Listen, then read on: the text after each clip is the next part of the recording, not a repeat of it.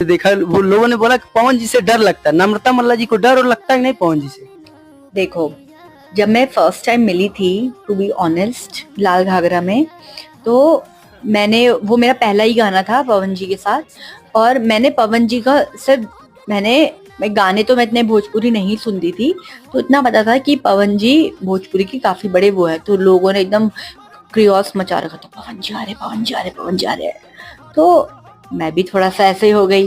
तो जब सेट पे मिले तो उन्होंने कहा, बेटा कैसे हो? मैंने कहा, सर मैं एकदम ठीक हूँ पवन जी, एकदम फर्स्ट क्लास, और एक्साइटेड हूँ आपके साथ गाना करने में। कह रहा हाँ। अच्छा, मतलब अच्छा करे। तो उन्होंने बहुत सपोर्ट किया, तो फिर मुझे उनसे वो डर नहीं लगा।